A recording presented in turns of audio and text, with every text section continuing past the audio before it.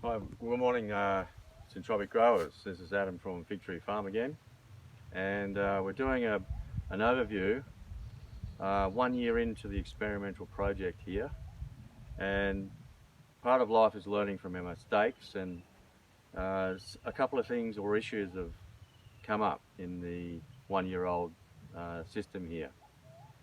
Now, as you can notice, we've put fresh hay down this ginger and turmeric row, and the reason we've had to do that is because the system has proved to be very hungry, and we didn't forward plan the production of biomass enough. We didn't plant enough biomass species in amongst the trees here, and we had to rely on chop and drop of weeds for the main veggie rows here. So one of the issues is that it's fine to cut hay. We don't have to buy it here, we've got plenty of hay. But however, took us a good day and a half to cut the hay, collect it, and redo this row. Now, it's seeming to me that that may be necessary twice a year. So that is indeed a bit of work, even though the hay is free. What we did notice is that the mulch that we originally put on a year ago has virtually disappeared. So yes, this is a hungry system, and hay mulch isn't going to last the distance. Now, as a comparison, we have one row here that we wood chip.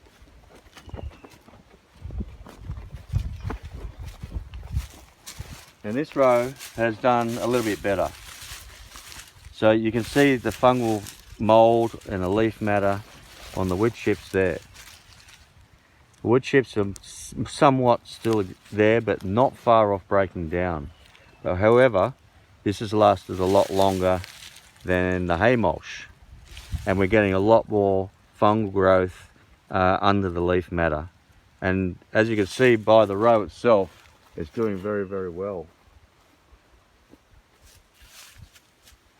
So the lesson there would likely be that wood chips is the way to go. Wood chips can be expensive to bring in. We're lucky we had quite a few dead trees around that we could bring down, and we have a PTO driven wood chipper, which makes it economical to produce our own. So if possible, maybe a hay layer and wood chips on top to activate quickly, or if just wood chips is fine. Otherwise, you're going to be continually replenishing the hay, perhaps twice a year, and putting on fairly thick too. That's a lot of hay. So we thought about these issues, and we have tried to learn from them, and we'll redesign the next system, which we'll see in a minute. Now, the second issue that I wanted to mention is the space between the rows. Now, here is literally 3 meters between the rows, and we have 2 vegetable rows. Now, we're in our second cropping now, and that's fine, but already you can see the shading happening in the rows.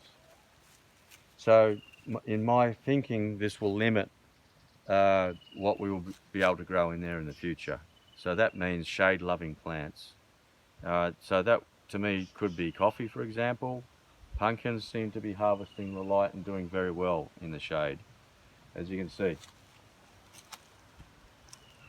And things like ginger and turmeric in this row, they seem to be enjoying the shade down there. They're a rainforest plant, and maybe lines of passion fruits would do well in the shade too. Vine creeping plants are harvesting all the available light, they're scavenging the light at the bottom of the forest.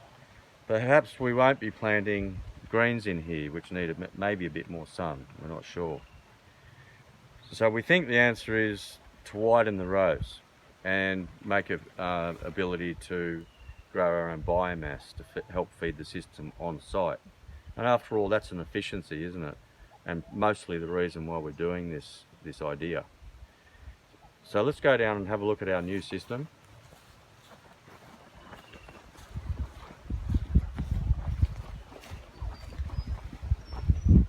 before we do.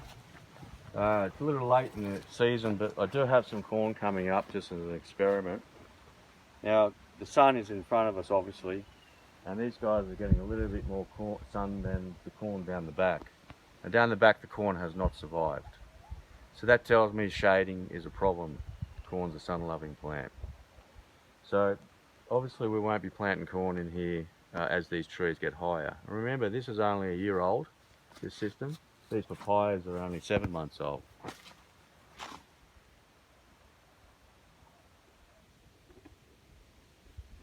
And we've literally got hundreds and hundreds of kilos of papayas down there. Now they're doing well because they're shooting up high and catching the light, and they're above most of the fruit trees, for example, the eucalypt here and the mangoes.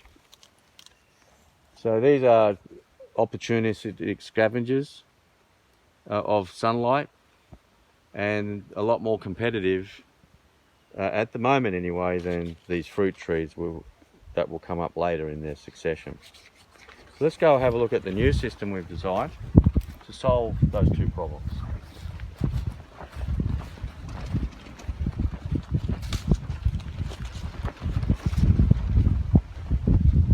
Now here we are planting out our new trees. This one is a theme of macadamia, and the row after will be mandarins.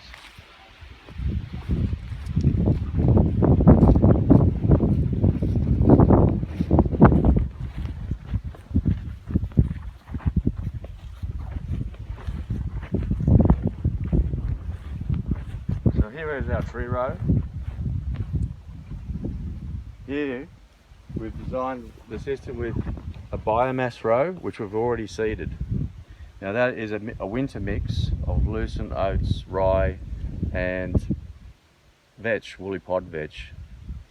Over here we'll have a potential crop row, which we'll seed this morning.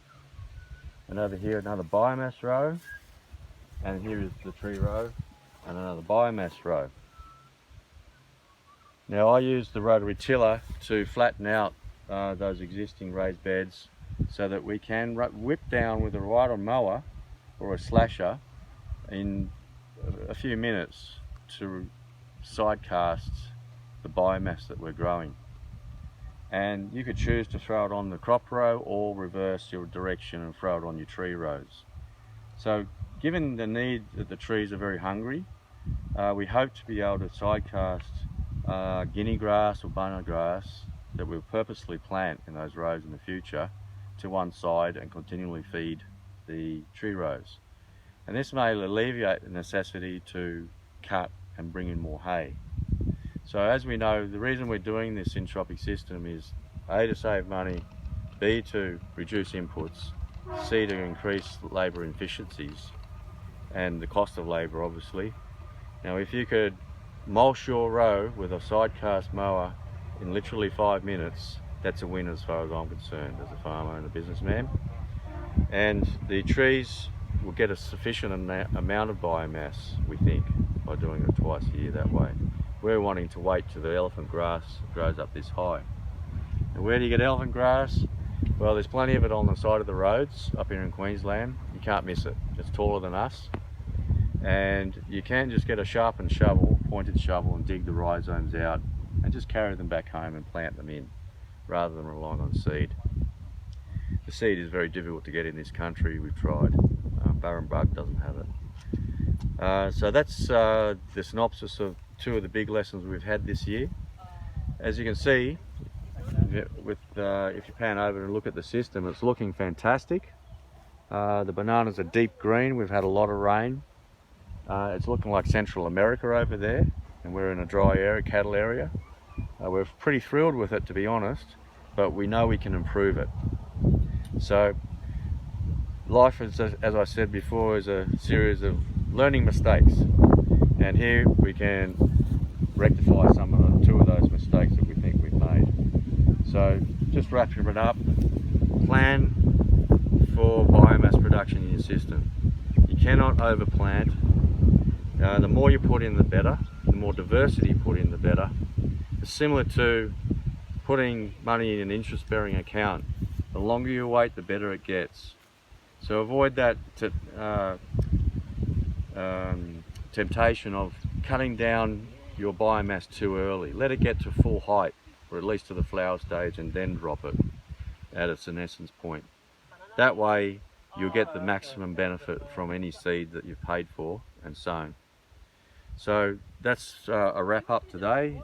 We'll do an update video on number 25 after we've planted this out, and we'll show the progress of our new system. And happy planting. Over and out for Fig Tree Organic Farm.